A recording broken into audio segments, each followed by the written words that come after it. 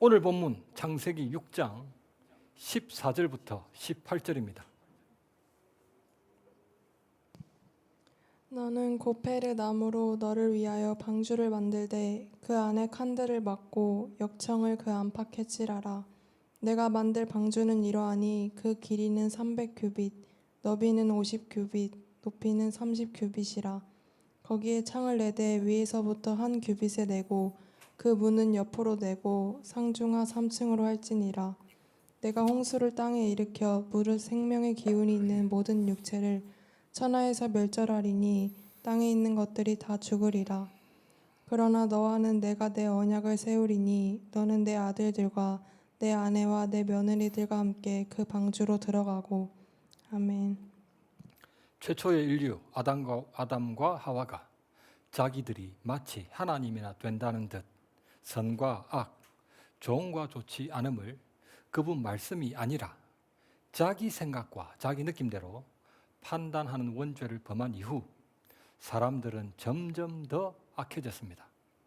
폭력을 앞세운 일부 다처와 늙은이와 젊은이를 막론하고 가깝건 멀건 다 모여 강제로 때를 지어 범하고 동성과 혈육도 범해버리는 성범죄가 가득한 정말 끔찍한 세상으로 변해갔습니다. 보다 더 끔찍한 건 사람들이 먹고 마시고 장가들고 시집가며 사고 팔고 심고 집을 짓는 딱히 죄로도 보이지 않는 지극히 평범한 일상을 살고 있는 중에 하나님의 심판이 임했다는 겁니다. 13절 하나님이 노아에게 이르시되 모든 혈육 있는 자의 포악함이 땅에 가득하므로 그 끝날이 내게 이르렀으니 내가 그들을 땅과 함께 멸하리라. 너는 고페르 나무로 너를 위하여 방주를 만들되 그 안에 칸들을 막고 역청을 그 앞에 안팎에 칠하라. 내가 만들 방주는 이러하니 그 길이는 300규빗, 너비는 50규빗, 높이는 30규빗이라. 내가 홍수를 땅에 일으켜 무릇 생명이 있는 모든 육체를 천하에서 멸절하리니 땅에 있는 것들이 다 죽으리라. 방주를 만드는 데 사용되었던 나무 이름 코페르가 우리말로 번역되지 않은 건 그 나무가 무슨 나무인지 정확히 모르기 때문으로 잘 썩지 않는 삼나무일 거라 추정할 뿐입니다. 방주 안팎에 칠했던 역청은 석탄에서 발생하는 기름인 콜타르로 방수제로 사용되었습니다. 방주 길이는 135m, 너비는 23m, 높이는 13m였습니다. 그 길이는 축구장 길이보다 좀 길었고 축구장의 너비는 축구장의 3분의 1, 그 넓이는 농구 코트 20배 정도로 결코 작은 배가 아니었습니다. 그 길이가 너비의 6배, 높이의 10배였는데 놀랍게도 현재 대형 선박의 안전 설계 비율과 비슷하다고 합니다. 18절 너와는 내가 언약을 세우리니 너는 내 아들들과 내 아내와 내 며느리들과 함께 그 방주로 들어가고. 당신은 폭력을 앞세운 일부 다처가 성행했던 끔찍한 상황 중이었음에도 불구하고 노아의 가족들은 노아와 그 아내, 세 아들과 세 며느리로 하나님의 창조 질서 일부 일처를 유지하고 있는 경건한 가정이었습니다. 19절 혈육 있는 모든 생물을 너는 각기 암수 한 쌍씩 방주로 이끌어 들여 너와 함께 생명을 보존하게 하되. 방주에 들어갈 수 없는 공룡 같은 큰 짐승을 제외한 현존하는 모든 지상동물 약 17,600종 이상이 방주에 올라탔습니다. 머두셀라 그가 죽으면 하나님이 심판을 보내실 것이다.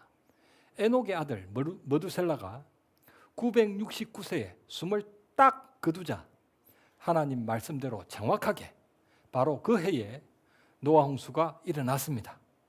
지구를 둘러싸고 있었던 창공 위의 물, 곧 엄청난 수증기층의 물도 땅으로 다 쏟아져 내렸고 큰 기품의 샘들에 지하수들도 땅 위로 솟구쳐 올랐기 때문에 모든 땅이 물로 다 덮였습니다.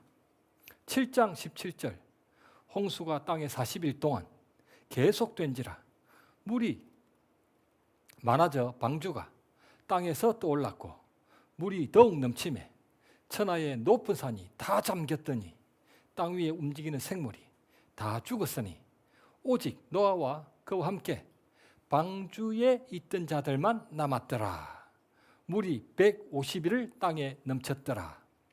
비가 40일 동안 쏟아지며 모든 땅이 150일 동안 물에 잠겨 모든 생물을 다 쓸어버렸습니다.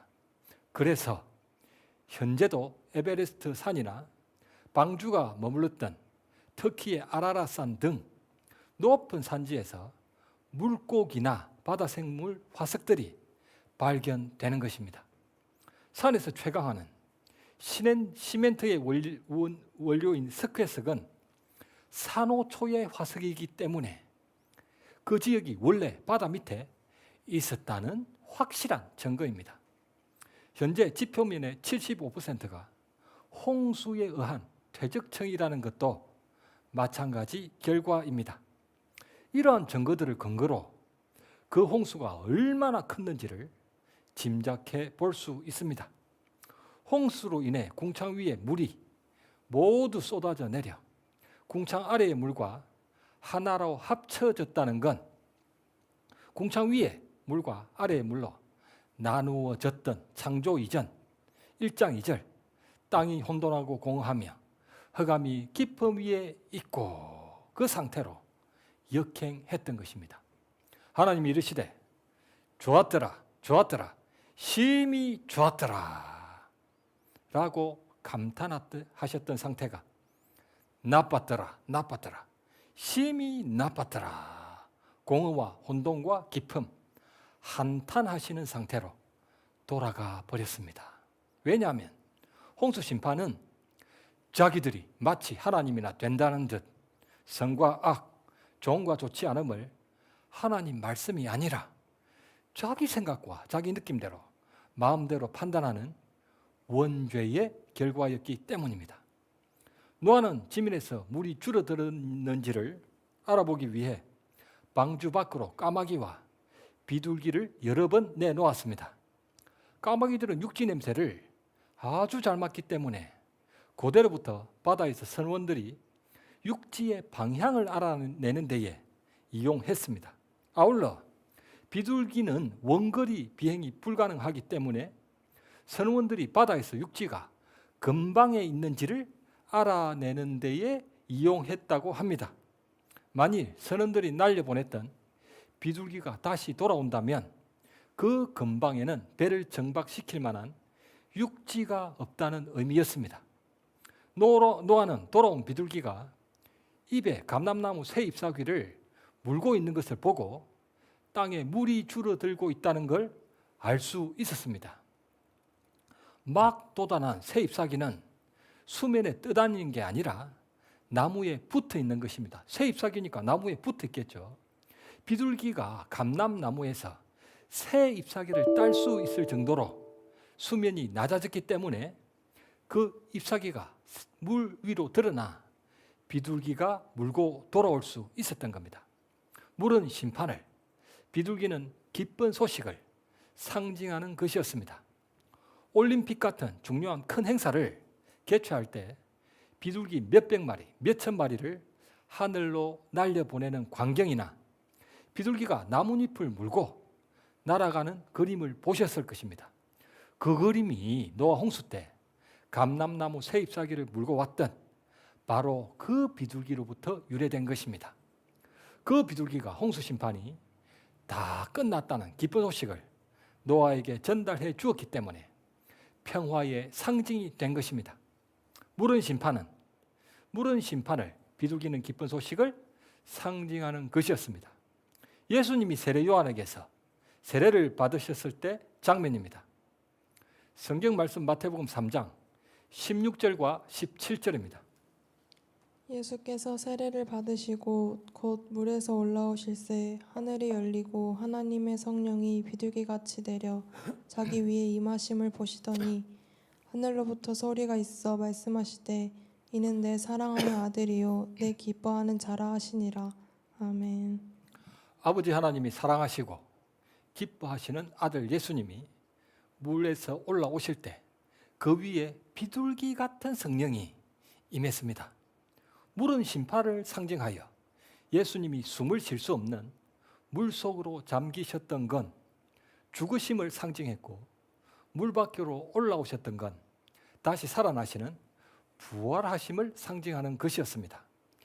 비둘기는 기쁜 소식을 상징해 예수님이 세상 죄인들 대신 모든 심판을 받아주셔서 구원해 주실 걸 드러내시는 광경이었습니다. 예수님은 심판으로부터 인류를 구원해 주시는 기쁜 소식, 곧 복음이 되신다는 광경이었습니다. 그런데 지구의 모든 땅을 다 덮었다는 그 엄청난 물은 어디로 갔을까요? 8장 1절, 하나님이 노아와 함께 방주에 있는 모든 들짐승과 가축을 기억하사 하나님이 바람을 땅 위에 불게 하심에 물이 줄어들었고, 하나님이 바람을 불게 하셔서 물이 증발되기 시작했고, 창공 위에 수증기층이 사라져 버림으로써 더 뜨거워진 태양열로 인해 그 증발이 더 활발히 진행되어 수면이 낮아졌습니다. 시편 104편, 주께서 그들을 위하여 정하여 주신 곳으로 흘러갔고 산은 오르고 골짜기는 내려갔나이다. 해일과 화산 폭발, 융기와 침강 등의 엄청난 지각 변동으로 인해 높은 지역 땅은 더욱 솟아올랐고 낮은 땅 지역은 더욱 더 내려앉아 물들이 깊은 바다로 모여 수면이 지금의 바다처럼 낮아진 겁니다. 과학자들은 극지방의 자장으로 인해 물이 극지방으로 끌려가 빙산이 되었을 거라 합니다. 그렇기 때문에 그 빙산이 다 녹으면 온 땅이 다시 물에 잠길 수 있는 겁니다. 아담과 하와가 선악을 알게 하는 나무의 열매는 먹지 말라, 내가 먹는 날에는 반드시 죽으리라는 하나님 말씀을 불신하고 불순종했던 결과는 무서운 심판이었습니다. 그 심판을 면할 수 있는 유일한 길은 노아 가족들처럼 홍수 심판의 말씀을 믿고 방주에 올라타는 것뿐입니다. 물은 심판을, 비둘기는 기쁜 소식을 상징했듯 지금도 예수님의 십자가와 부활의 복음을 믿어야만 심판을 면할 수 있습니다. 그런데 이렇게 생각하시는 분들이 있습니다. 자신은 자기 인생에 최선을 다했고 남들에게 피해를 입히지도 않았으며 선하게 살려고 애쓰면서 잘 살고 있는데 왜 갑자기 예수님이라는 분이 자기 인생에 끼어드셔서 나를 믿으면 천국에 보내줄 거지만 믿지 않는다면 지옥에 던져버릴 것이다. 왜 잘 살고 있는 자기 인생이 갑자기 끼어드신 예수님으로 인해 천국과 지옥으로 나누어지냐는 겁니다. 프랑스 자연주의 문학가 모파상이 쓴 소설 목걸이라는 작품이 있습니다. 소설 목걸이의 주인공은 마틸드라는 여인인데 그녀는 참으로 아름답고 매력적인 외모를 가졌습니다. 그러나 그다지 부유하지 않은 일반적인 가정에서 태어났기 때문에 그녀의 아름답고 매력적인 외모에도 불구하고 그냥 보통 사람으로 성장했습니다. 그래서 마틸드는 자기 삶에 대해 만족할 수 없었습니다. 아울러 원치는 않았지만 불가피하게 하급 공무원 남자와 결혼하여 가정을 꾸렸기 때문에 그녀는 언제나 상류사회를 꿈꾸며 살았습니다. 고급 자재로 지어진 아름다운 집에서 많은 아이를 거느리고 여유 있는 생활을 누리는 자신을 상상하곤 했습니다. 그러나 현실은 반대였습니다. 그랬기 때문에 그녀는 자기 환경을 싫어했고 자신이 자신의 초라한 생활에 항상 불만을 갖고 있었습니다. 마틸드에게는 한 부자 친구 포레스티에가 있었는데 결혼을 하고부터는 포레스티에도 만나지 않게 되었습니다. 왜냐하면 생활 수준 차이가 너무 컸기 때문에 비교되는 게 싫어서였습니다. 그럼에도 불구하고 마틸드의 남편은 자신의 삶에 만족하며 아내를 사랑하는 남자였습니다. 어느 날 남편이 집에 돌아와서는 선물이라며 한 봉투를 내밀었습니다. 그 봉투에는 장관 부부가 마틸드 부부를 파티에 초대하는 초대장이 들어있었습니다. 남편은 마틸드가 기뻐할 줄 알았지만 그녀는 소리를 버럭 질렀습니다. 대체 뭘 입고 거기를 가자는 말이에요. 거기에 어울리는 옷이 있어야 갈 것 아니에요. 남편은 그동안 틈틈이 모아두었던 돈 봉투를 내밀며 새 옷을 사서 입고 가자고 말했습니다. 그래서 새 옷을 샀습니다. 그 날짜가 다가오고 있는데 아내의 표정은 여전히 어두웠습니다.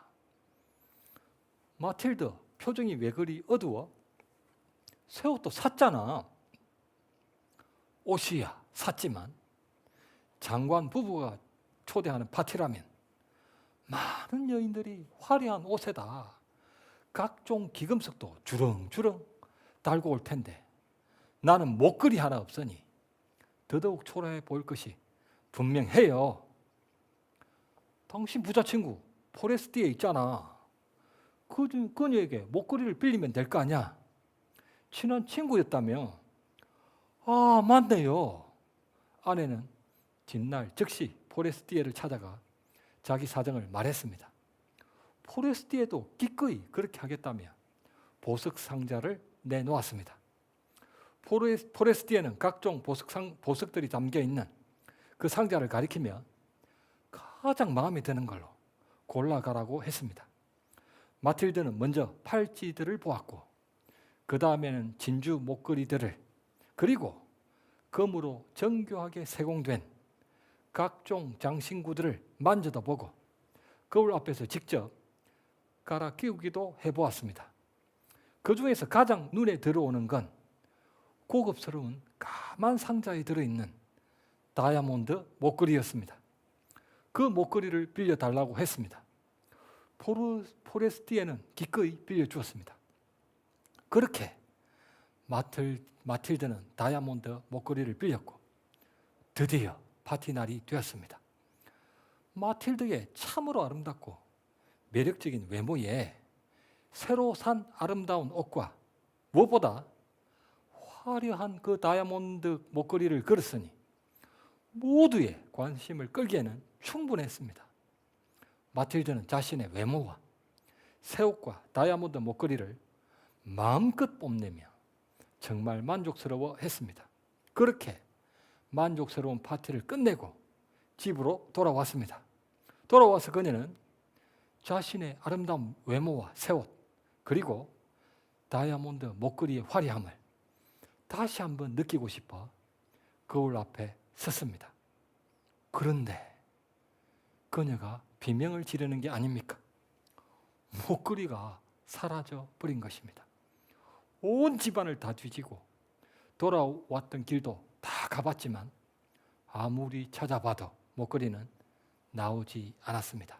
그래서 결국 그와 똑같은 다이아몬드 목걸이를 구하기로 하고 온 시내 보석상들을 돌아다녔습니다. 그리고는 아주 비슷한 목걸이를 하나 발견했는데 비슷한 그 목걸이의 가격은 무려 4만 프랑이나 했습니다. 가난한 그들로는 도저히 감당할 수 없는 거금이었습니다. 하지만 어쩔 수 없었습니다. 남편과 마틸드는 가진 것들을 전부 다 처분하고 대출도 받고 고리대금까지 빌려 그 돈을 마련했습니다. 비슷한 그 다이아몬드 목걸이를 사서 친구에게 가져다 주었는데 정말 다행히도 포레스티에는 다른 목걸이라는 걸 눈치채지 못했습니다. 그로부터 10년 동안 마틸드 부부는 대출한 돈과 고리 대금 업자에게 빌린 돈을 갚기 위해 너무너무 고생하며 어렵게 돈을 벌어 겨우 그 돈을 다 갚았습니다. 그러나 10년이라는 세월이 지나버렸고 너무너무 힘든 시간을 보내느라 예쁜 마틸드의 용모도 다 시들어 버렸습니다. 빚을 갚느라 너무 늙어버린 것입니다. 따뜻한 어느 봄날 마틸드가 강변에서 산책을 하고 있는데 그 부자 친구 포레스티에가 지나가는 걸 발견했습니다. 포레스티에는 여전히 젊고 아름다웠습니다. 마틸드는 자신도 모르게 모른 척하고 지나가려다가 아니 이제 모든 것을 다 해결했으니 그럴 필요가 없지. 마틸드는 포레스티에게 다가가 인사를 건넸습니다. 그런데 포레스티에는 그녀를 알아보지 못했습니다. 너무 넓고 너무 초라해 알아볼 수 없었던 겁니다. 자신이 마틸드라고 소개하니 그제야 알아봤습니다. 마틸드 왜 이리 늙어버렸니? 마틸드는 자초지종을 설명하며 그 다이아몬드 목걸이 빚을 갚기 위해 이렇게 되었다며 당시 그 목걸이를 잃어버려 비슷한 다른 걸로 바꿔치기 한 것에 대해 사과도 했습니다. 그러자 그 부자 친구가 깜짝 놀라는 겁니다. 마틸드의 손을 잡고 너무 안쓰럽게 얼마나 고생이 많았느냐며 말을 이어갔습니다. 마틸드, 그 다이아몬드 가짜였어. 이렇게 생각하시는 분들이 있습니다. 왜 예수님이란 분이 자기 인생에 갑자기 끼어드셔서 만일 나를 믿으면 천국에 보내줄 거지만 믿지 않는다면 지옥에 던져버릴 것이다. 나는 이 세상의 주인이니 내 말을 듣지 않는 놈들은 모조리 지옥에 다 밀어넣어 영원히 고통받게 할 것이야. 왜 잘 살고 있는 자기 인생이 갑자기 끼어드신 예수님으로 인해 천국과 지옥으로 나누어지냐고요? 오해입니다. 오해도 너무 큰 오해입니다. 성경 말씀 요한복음 3장 14절부터 18절입니다. 모세가 광야에서 뱀을 든 것 같이 인자도 들려야 하리니 이는 그를 믿는 자마다 영생을 얻게 하려 하심이니라. 하나님이 세상을 이처럼 사랑하사 독생자를 주셨으니 이는 그를 믿는 자마다 멸망하지 않고 영생을 얻게 하려 하심이라. 하나님이 그 아들을 세상에 보내신 것은 세상을 심판하려 하심이 아니요 그로 말미암아 세상이 구원을 받게 하려 하심이라. 그를 믿는 자는 심판을 받지 아니하는 것이요 믿지 아니하는 자는 하나님의 독생자의 이름을 믿지 아니하므로 벌써 심판을 받은 것이니라. 아멘. 잘 살고 있는 자기 인생이 예수님으로 인해 천국과 지옥으로 나누어지는 게 아닙니다. 그를 믿는 자는 심판을 받지 아니하는 것이요 믿지 않은 자는 하나님의 독생자의 이름을 믿지 아니하므로 벌써 심판을 받은 것이니라. 하나님의 아들을 믿지 않는 세상 모든 사람은 자기들이 마치 하나님이나 된다는 듯 원죄를 범했기 때문에 벌써 심판을 받아 반드시 죽으리라. 지옥행이 결정되었습니다. 그럼에도 불구하고 하나님이 그 아들을 세상에 보내신 것은 세상을 심판하려 하심이 아니요 그로 말미암아 세상이 구원을 받게 하려 하심이니라. 하나님이 그분 아들 예수님을 이 세상에 보내주셔서 지옥에 가야만 하는 인생들을 천국에 가는 인생들로 바꿔주시는 겁니다. 예수님으로 인해 자기 인생이 천국과 지옥으로 나누어지는 게 아니라 지옥 심판을 마땅히 받아야 하는 불행한 자기 인생이 예수님의 십자가와 부활 덕분에 놀라운 천국 구원으로 바꾸어지는 것입니다. 마틸드는 잘못 알았기 때문에 10년 동안이나 허비했습니다. 그러나 예수님의 복음을 잘못 알면 영원한 시간을 허비할 뿐 아니라 끔찍한 고통 속으로 들어갑니다. 노아 당시 그 가족을 제외한 모든 사람이 왜 하나님께 심판을 받았습니까? 폭력을 앞세운 일부 다처와 강제로 때를 지어 범하고 동성과 혈육도 범해버리는 끔찍한 죄를 범했기 때문입니까? 아닙니다. 서로 끔찍한 죄를 지었다 해도 방주에 올라탔다면 심판을 받지 않았을 겁니다. 반대로 아무리 착한 삶을 살았다 해도 어릴 때부터 다 지켰나이다.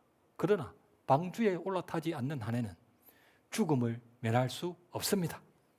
사람들이 죄를 지었기 때문에 심판을 받았던 게 아니라 홍수 심판이 있을 거라는 하나님의 말씀을 믿지 않았기 때문에 심판을 받았던 겁니다.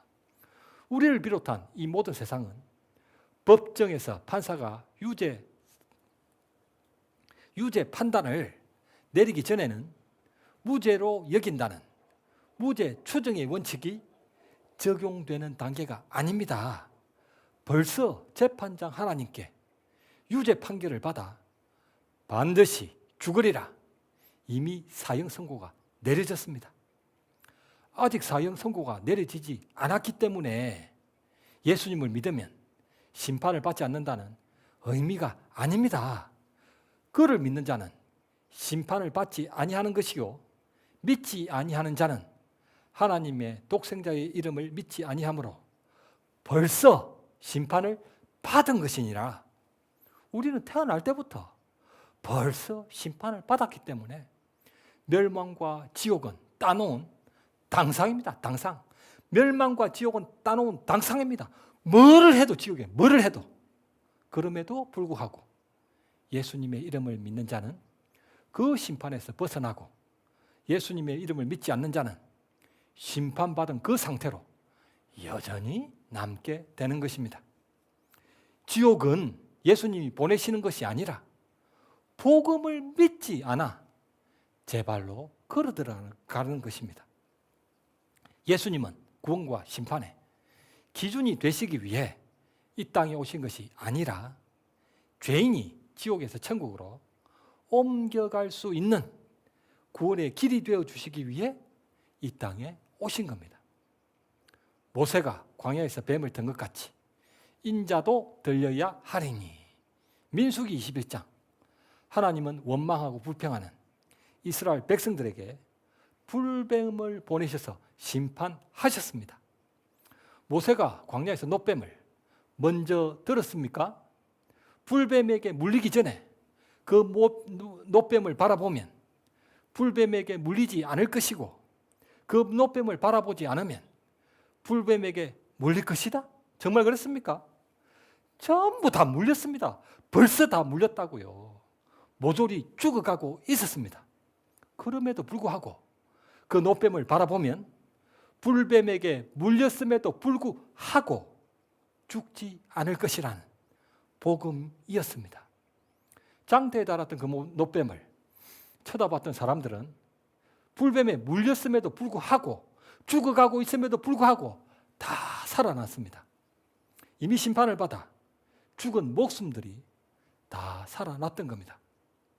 그처럼 예수님이 심판을 상징하는 물에서 세례를 받으셨을 때 임했던 비둘기 같은 성령도 두려운 소식이 아니라 기쁜 소식을 상징했습니다.